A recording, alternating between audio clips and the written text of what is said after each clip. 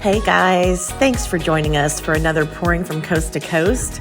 So for the time being, it's just going to be Taneva, Tracy, and I, as Michelle has taken a leave of absence while she secures some new living arrangements, which is very exciting. So the challenge this week was from Tracy, and she thought it would be cool to do a painting that reminds us of our hometown or state. So naturally, my thoughts turned to my beloved New Mexico, and I just knew that I had to do a landscape. So that's going to be my goal for this piece. I'll be using my go-to technique for this, which is a version of the open cup with a much smaller opening at the bottom.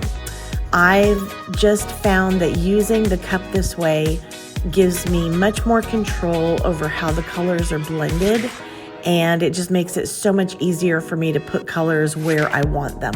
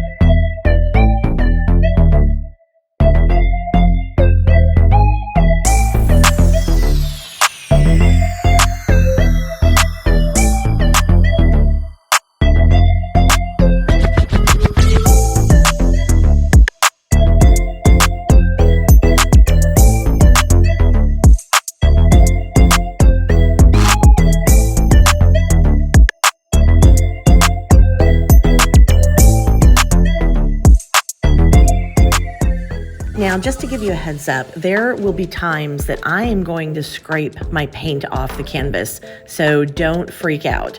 This is just the easiest way that I've found to correct a portion that I really don't like, instead of waiting for it to tilt off and then having to pour on top of it. You'll also notice that I'm not tilting just from side to side. I like my skies to be a little wild, and plus clouds and skies aren't uniform in nature. So if you're trying this particular technique in a landscape, go crazy on your sky. I actually like it to be the focal point in most of my landscape paintings. So when it comes to your sky, get as creative and colorful as you want.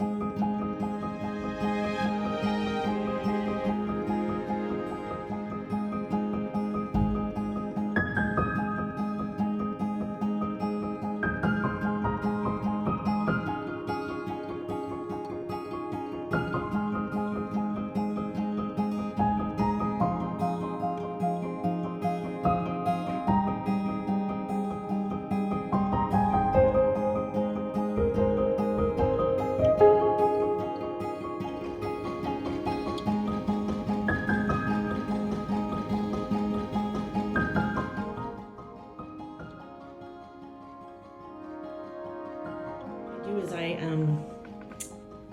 use a spatula and just kind of go along this way, pick up the paint, dump it in. Isn't that kind of cool? It looks like a Southwest desert landscape. Isn't that pretty? Yes, I'm weird.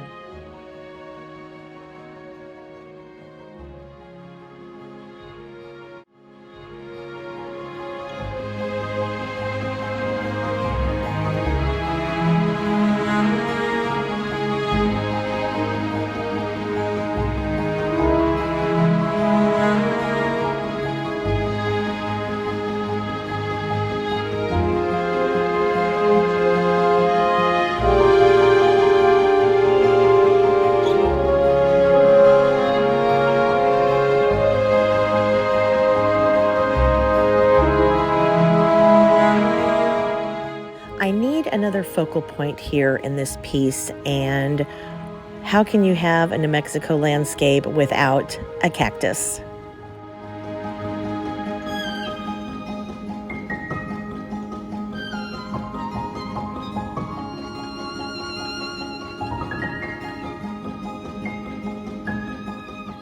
Here I'm adding just regular black tube paint straight from the tube with a thick brush. I'm dabbing it on really thick, which will give me some texture in my land area.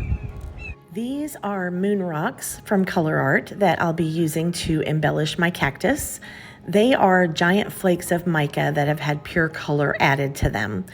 Now, you can still purchase these on the Color Art website. Be sure to use my code BrittClayton322 for a discount. And I just use a little bit of varnish under each flake. I use this little pipette here to just put a couple of drops of varnish down, put down a flake, and then I leave it alone to dry.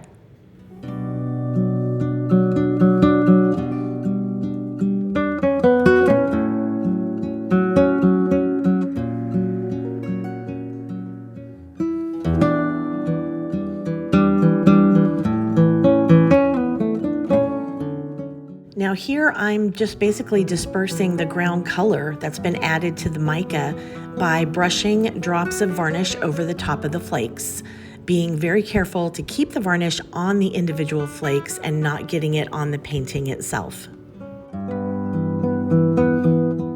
And here she is. I love all the details about this painting, from the dark and dramatic sky down to the brightness of where the sun is setting, the textured land area, and of course the eye-popping color and texture of the cactus. I think I might go back in and create a couple of smaller cacti in black in the background for some added depth. What do you think?